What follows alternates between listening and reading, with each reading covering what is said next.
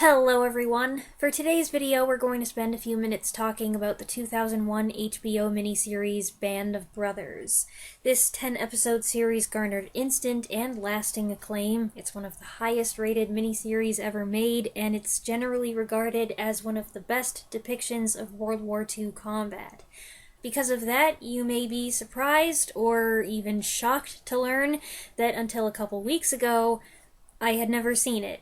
I talk quite a bit about World War II here. Seldom a month goes by that I don't discuss at least one war movie, and I've covered several books that deal with the subject. So Band of Brothers has felt like kind of a glaring omission, and I've actually never wanted to confess that I hadn't seen it because people might say, "What? You've never seen that? You talk about all these war movies, but you've never seen that? You're a fraud! Why should we listen to your opinions on anything?" I didn't outright avoid it, but I have never sought it out before. I think because people always emphasize how gruesome it is, and I'm not exactly the type person who rushes to watch something that's gonna gross me out. But we'll get to that. Band of Brothers follows the men of the U.S. Army's 101st Airborne Division, in particular Easy Company, which always seems to be on the front lines of the Allied push into Europe. It was produced by Steven Spielberg and Tom Hanks, and based on a book by Stephen Ambrose, the full title of which is Band of Brothers, E Company, 506th Regiment, 101st Airborne, from Normandy to Hitler's Eagle's Nest. Some people who have read the book may insist that it's much better than the miniseries. I don't know, I haven't read it. It's possible that I will read it at some point in my life. I've looked it up before, but as of the time of filming this, I have not. I imagine your response to this miniseries may differ based on your familiarity with the subject matter. I came to it as someone who's seen a lot of World War II movies from every decade. I've never tried to tally them all up, but I feel like it might not be hyperbole to say I've seen hundreds. I don't know. And yet I've scratched the surface. I have seen many of the events here depicted in other films. So, as I was taking it all in, I was also comparing it with what I'd seen or read elsewhere. That's the perspective I had. But I imagine that for someone who's not so familiar with the timeline and the events, for whom this is an introduction to what fighting in the European theater was really like, this could be a real wake-up call. It's intense, it's complicated, it's long and arduous, it's horrific at times, it dunks you into battle and spares no punches. Band of Brothers is big on realism, and yeah, it was a little too graphic for me at times. I occasionally had to look away, and then I would see my parents reacting, and they were grimacing too. You know, it's bad when even my dad is like, "Ooh, yikes." They went all out on prosthetics and makeup and gore effects. Sound effects as well, which often were even nastier than the visuals. I'm talking about real squelchy stuff. And of course they give all this stuff plenty of screen time. When you have a team that puts so much effort into a blown off limb or a melted face or just blasted guts, you're not going to show it for less than 1 second, you know what I'm saying? So when people say it's gruesome, they're not kidding. I'd say it has a lot in common with Saving Private Ryan, and that makes sense because it was produced by that film's director and star and came out just a couple years later. It's got that same gritty, aged look with a slight sepia hue. It's got the same demand for realism, similar emotional quality. They both tackle D-Day, only Saving Private Ryan does it from the beaches and Band of Brothers does it from the air. It's significantly longer, though, and covers more ground, literally and metaphorically, and I like that. Many of the war movies I enjoy the most are ensemble pieces that focus on one group of men, usually from vastly different backgrounds, trudging along together trying not to get killed. Essentially, that's what this is on a larger scale. Band of Brothers has the luxury of 10 whole hours to sink its teeth into character development. We get examples of good leadership and bad leadership and in-between leadership. There are men you come to love, men you don't like at first, but you come to change your mind about, men who just aren't in the right place. It is a story of combat and tactics, yes, but more than that, it's a story about people and how war affects them. It does a good job letting each man distinguish himself. You get to know these soldiers well. You're with them in their triumphs and losses, you sympathize with their complaints, and you're devastated if they get hit. I like how smoothly they pulled off the roving perspective. There were characters who you recognized and were familiar with to a certain extent, and then suddenly there'd be an episode that shows more of that character's point of view, and that helped you get to know him better. They did this especially well, I thought, with Sergeant Lipton, played by Donnie Wahlberg, who I confess I don't usually think of as an actor. I was really surprised by how much I liked his performance. I found his to be one of the most endearing characters for his quiet strength, thoughtfulness, and steadfastness. Same with the medic from Louisiana, Corporal Eugene Doc Rowe, played by Shane Taylor.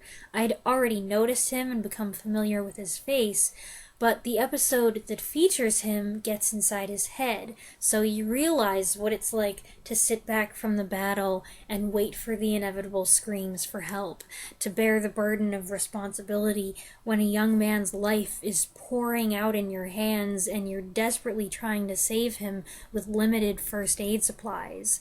The medic is a capable person, but having people die on you like that takes a toll. On a lighter note, I also enjoyed the gradual unveiling of the true character of Lieutenant Ronald Spears, played by Matthew Settle. Rumors swirl about him being a ruthless officer with a low tolerance for disorderly conduct, so the men walk on eggshells around him. But we learn more and find out that, well, he does have a passion for plundering the Germans, but he's actually a good guy, an observant leader, a courageous fighter, and a compassionate man. He just likes to let the rumors run rampant to maintain a commanding presence. So that was a nice discovery, a little twist on expectations. Plus, well, when he took his helmet off, I was like, oh, hello, he's hot! I get the impression that Band of Brothers was a star maker or career launcher. There are many familiar faces in this. Actors who were known at the time, actors for whom this was probably a breakout role, actors who are much more famous now. Rather than try to name them all and end up forgetting some people, I've tried to include images of everybody in this video, including Jimmy Fallon, who has a brief, surprising cameo.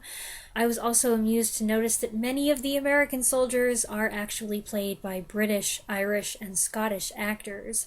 I wouldn't have known if I weren't familiar with the actors themselves because their accents are close to flawless. Since this was such a high-profile series, I bet this was their first prominent introduction to American audiences. One of those actors, of course, is Damian Lewis, who earned a Golden Globe nomination for his performance as Dick Winters. While this is an ensemble piece, it seems pretty plain that Lieutenant Winters is the main character. He's the focal point of a few episodes, and even in episodes where he's more in the background, or we're seeing him as other men see him, he has key scenes. Winters was like one of those people of whom the most critical thing you can say is that sometimes he cares too much. He writes too many details in his reports. He's overly concerned about Easy Company's welfare. He wants to lead them himself rather than just hand them over to another officer. And he's so darn good at tactics and things that he keeps getting himself promoted and moved away from the guys he wants to fight alongside.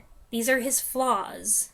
Basically, he's the kind of commanding officer mothers hoped their sons would end up serving under, who would look out for them and be responsible with their lives. Mom can't be there to make sure her boy is well fed, well rested, and healthy, but the next best thing is having the assurance that he's in trustworthy hands, and Winters is that kind of leader, the type who inspires loyalty and commands respect. I have to mention the theme music, written by the late Michael Kamen. It's a haunting theme, and what was especially interesting is that I found the composition becomes more emotional the further into the program you get.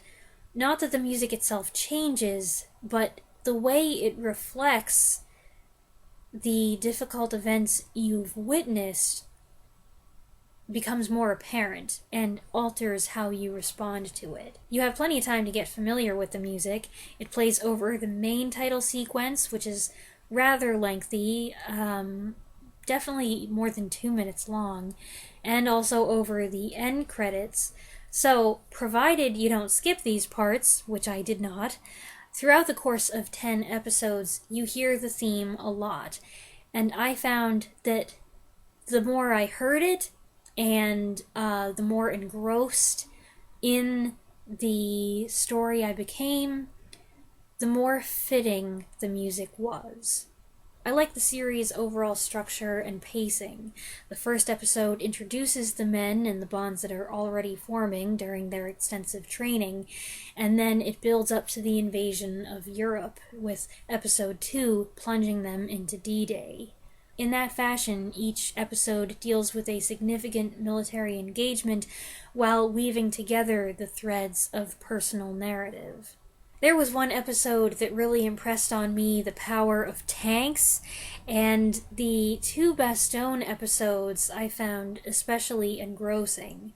The scenery in the Ardennes forest was captivating and beautiful, yet you could feel the cold, and you could feel the tremendous explosions. They did a great job with makeup and continuity, and for me, there was the added interest of comparing this interpretation with others I've seen, especially one of my favorite war movies, 1949's Battleground. The latter episodes do take a darker turn, and that was difficult. The tone becomes more jaded as the men experience the uneasy anticlimax of the war in Europe trickling to an end. But the last 2 episodes, grim as they are at times, are also arguably the most powerful. Episode 9, titled Why We Fight, is the highest rated of the 10 on IMDb, and once we got there, I understood why.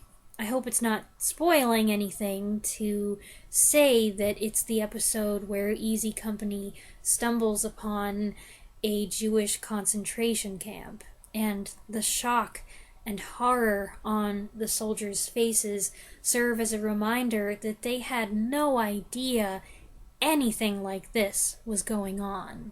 The most emotional moment to me was when a Jewish prisoner approaches an American soldier and kisses him on both cheeks and then collapses into his arms. As this frail, shrunken man sobs, the startled soldier gingerly wraps his arms around him and rubs him on the back and tells him it's gonna be okay. I knew I wasn't gonna be able to get through this. This was like a picture simultaneously showing humanity at its worst and at its best. And it didn't escape my notice that, in a reflection of the gravity of the episode, the music over the end credits changed. It became more mournful, the orchestration was different, and it was very moving. One of the highlights of the whole thing is that each episode opens with comments from real members of Easy Company who are portrayed in the drama. I hoped that at the end they would show them again and identify who was who, and they did, and it was great. The actor they cast to play Garnier, Gonorrhea, looked just like the real guy. Those actors for whom it was possible were in frequent communication with the men they were playing to ensure that the dialogue was authentic and their portrayals were accurate. I so appreciate the level of respect that was shown here, with a desire to stick as close to the truth as possible. I also liked that after the dramatization concluded, they let the veterans themselves have the last word. And that was moving too, to hear the utter selflessness and humility of these guys who did not at all see themselves as heroes. I did wonder how many of these men were still alive 21 years later, and it turns out the last surviving paratrooper from Easy Company, Bradford Freeman, passed away just a couple months ago in July at the age of 97. Sadly, very few veterans of World War II remain. We ought to cherish them and make sure we hear their stories while we still can. Is Band of Brothers too graphic, too violent, too grisly? I don't think so. For one thing, I don't find the graphic images to be ridiculous and over the top. I don't think it's graphic just to be shocking and edgy. The imagery felt purposeful and realistic. And even though there were moments when it was too much for me, I do think that there's value in making yourself sit through it. I will probably never experience anything like this. Most of us won't. But I think in a way we owe it to the ones who did, especially those who volunteered for it, to at least try to understand what it was like. I don't think you can truly know what World War II combat was like unless you lived it yourself or you lived through another horrible war, but seeing something like this does bring you pretty close. And I know it makes me even more appreciative of the sacrifice and bravery and fortitude of these veterans, not just in the heat of battle, but in the downtime, not just during the war, but after, when they had to readjust to civilian life after witnessing unspeakable horrors. I will say this, though, it's not a show for children. It's violent, it's graphic, there's a lot of language, there's some innuendo and one gratuitous sex scene. Considering it was made by HBO, I'm actually surprised they showed such restraint and only had one.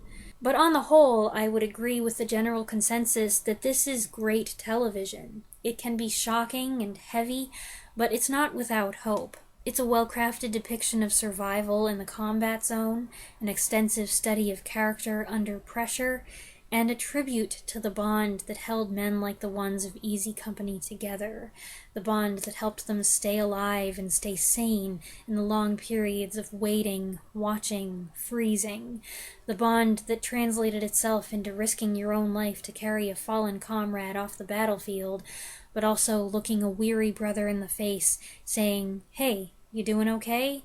and really listening to the answer.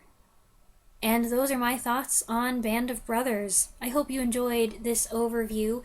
I know a lot of people have seen this miniseries. A lot of people watched it when it aired 21 years ago, and a lot of people have seen it since. So I expect many of you have your own observations to share, and I would love to hear them.